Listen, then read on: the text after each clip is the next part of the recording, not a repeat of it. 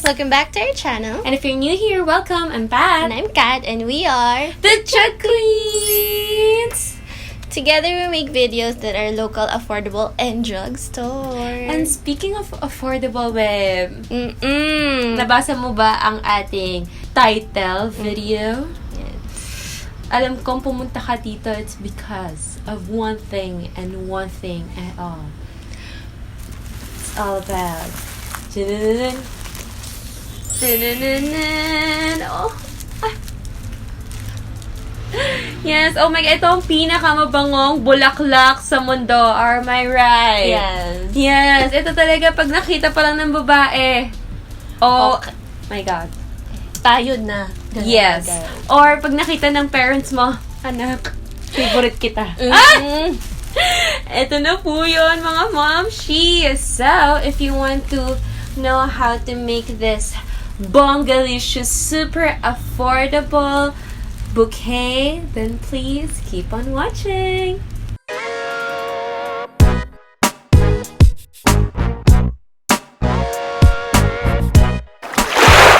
Alright, for this project, what you've been needing is, first is barbecue sticks, crepe papers para mabalot to, at saka yung mismo gagawin. And then, kailangan mo ng wire. Ayan, metallic wire. In National Bookstore, they have this already. I bought this for only $94.50. And then, you have their Chinese paper, Japanese paper, or any cartolina. I prefer this one because they don't have cartolina na silver. And then, a clear tape or any tape na medyo yung strength niya is yung kakayanin yung strength ng mga makeups natin. Some flowers, it depends if you want it fresh or not, but these are the flowers that we have. And then scissors, and then this one. Ito, kaartihan to, pero pag kailangan mo ng measure, ganyan-ganyan. So, ito na yan. Alright, let's get started. Okay, for the first part, cover natin to. Barbecue sticks natin with stem. Alright, para to make it like this one, cover natin siya. So, we'll get crepe paper. We'll just cut it.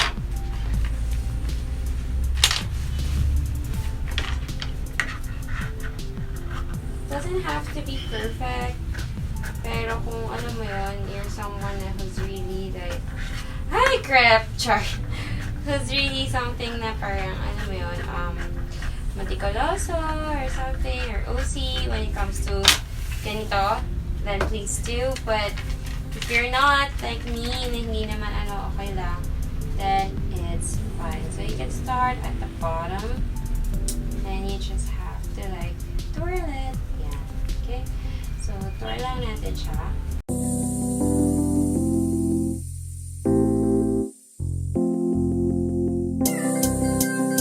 Just make sure na hindi makikita na barbecue stick siya.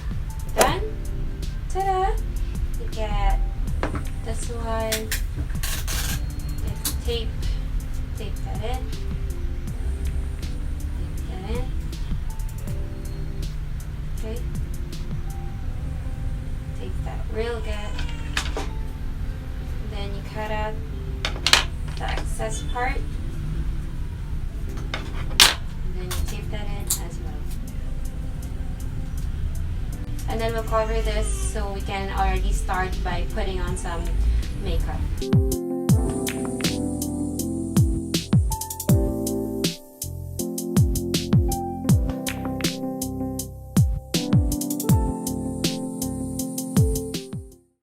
Okay, now that we have all the stems, so we have here a total of 9. So per stem ay isang makeup. So, 1 makeup, 1 stem. Yan. So, ang gagawin natin is ididikit natin yung makeup doon sa stem. So, dapat matibay yung pag-tape mo. Yan. So, kahit marami, ayos lang. So, ayan, meron ka ng makeup flower. Yan. Pag meron ka namang nabiling medyo mabigat, medyo malaki, for example, this foundation, You can use 2 stems or tatlo, depende sa laki at bigat ng makeup. Yan. So, siguraduhin lang na pagdikit mo ay matibay, hindi siya malalaglag. Kasi syempre, bubuhatin yan ni girl, lalo, di ba? Yan.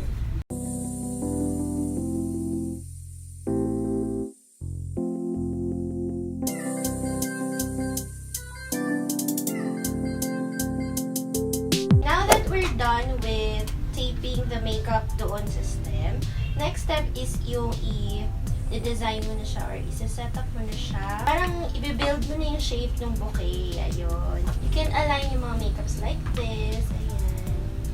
Pag happy ka na sa arrangement mo, sunod mo na yung mga flowers.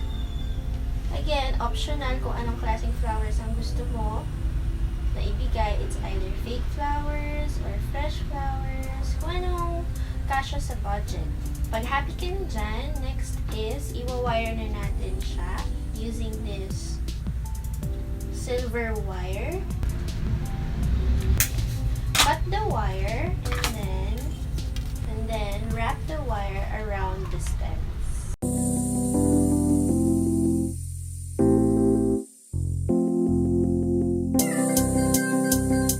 Okay, so after mo na siyang maikot at ma-secure, use a tape to secure yung ends ng ating wire. Yan. So, wrap a tape around dun sa wire para hindi siya magalaw. And added security na rin dun sa ating products.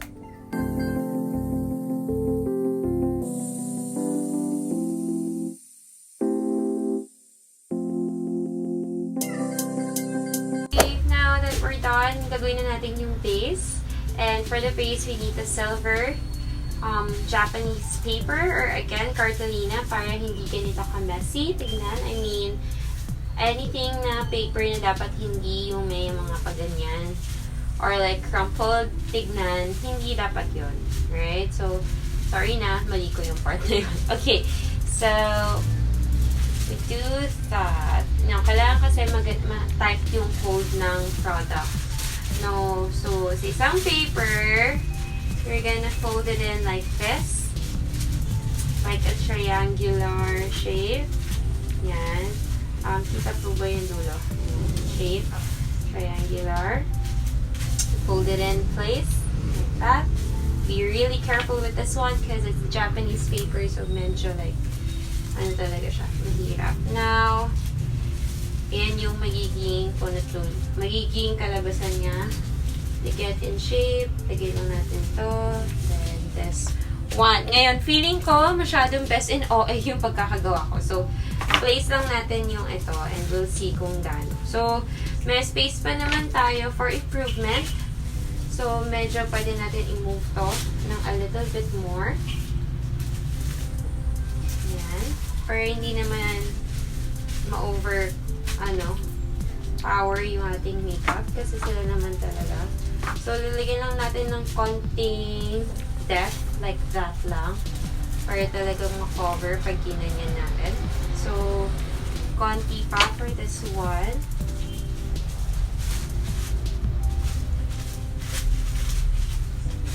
Okay. Again, it doesn't have to be na ganun ka-ayos, but then again, ito na yung final outcome natin. So, ayan. See that? So, pag kinover natin siya, we sort of like this. See? Alright? So, we'll just do that. Ang gagawin is, ganyan natin. Okay? Then, nalagyan natin ng tape on this side. Alright? So, fold it in. Fold it out, then put it in like this, and then maglalagay pa tayo ng puting cover dito. Okay? So, tanggalin natin to, lagyan lang natin ng tape. This one, para hindi siya matanggal.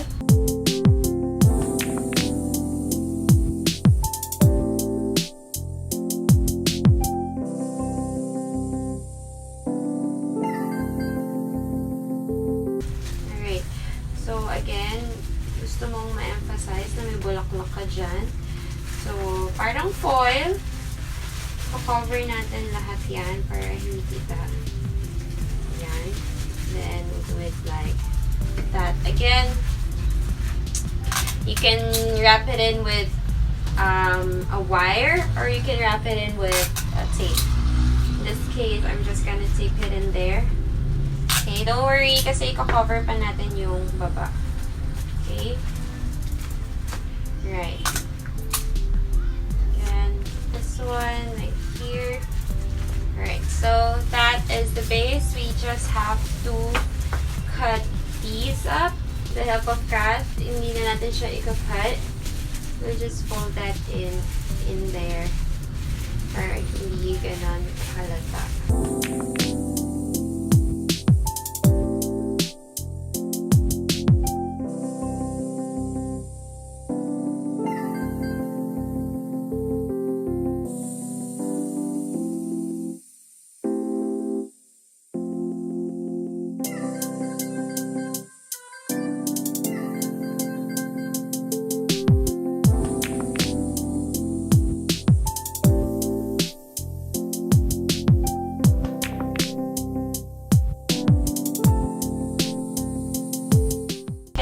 White one para dito sa gitna. So, maybe we cut out something like itong meters na to. Ayan. Then, cut lang natin siya.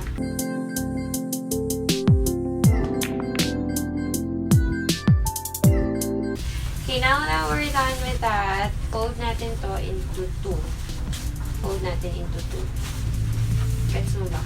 Fold siya into two. Ayan. Ayan. Ayan, ganyan, mems. Ganyan natin pa-fold. Why? Kasi lalagay naman natin siya dito. Para maganda yung ating presentation. Medyo fold lang natin siya ng mga ganyan. Parang yung tissue. Tissue lang. Form mo siya ng not so perfect, pero yan. Okay, so we're gonna fold that in here. Okay, but you put the crepe paper all around the one below. You just squeeze and just do it like sort of like this.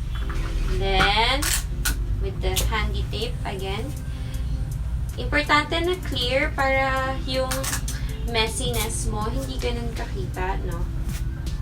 Okay, so close that in here. Same with this one. Ayan, great. Now for this one, kupit tayo ng konting wire. Siguro like mga, yan. Ito lang kahaba. Kasi haba lang siguro hanggang braso. Yan. Nalagay natin to dito sa inner ruffles para hindi siya kita. Okay, so we are just gonna close it like that. As tightly as possible. Okay, para talagang ma-hold together, lalo na kung maglalagay ka ng mga palette dyan na mas malaki pa dito. Oh, kailangan mo yan. Okay, now that we're done, we have to put the tape doon. Kasi syempre, baka masaktan yung loved ones natin, no? So, we're just gonna put it in there in place. Ta-da! We're not yet done! Secretary! Char. Okay, ngayon, because we're really inclined in recycling, meron akong nakuha nito from a PR or loose bag. So what we do is just fold it like so, tape it in the middle, and then we're just gonna put this right on top of this. Ayan. Shallow na ng times 3. Yan, wrap around it natin dito. And then, on this side. So, cute. Again, bugbugin na natin ng tape yan. Voila! Hindi pa tayo tapos. Now, get any ribbons that you want. This one, nakuha ko siya somewhere in some cake. I don't know, I'm not so sure. We're just gonna get that. And then, yung side na medyo velvety, yun yung ating pantatali. This time, pag meron kang ribbon na mas makapal, or mas makapal na ganyan. Kasi, para mas malaki yung ribbon mo. Ayan. So, ginawa namin para lang may accent color. So, pinagsama namin sila. And then, para ka nang nagtatay ng shoelace. Ayan. So, una, papantayin mo muna sa taas. And then, taliin mo na siya.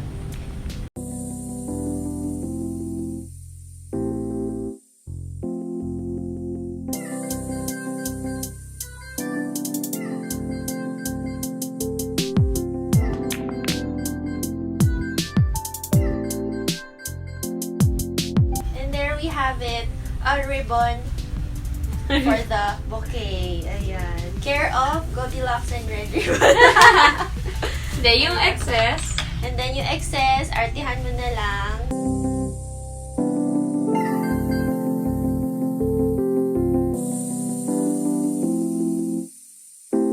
There you go. We have a wonderful makeup bouquet.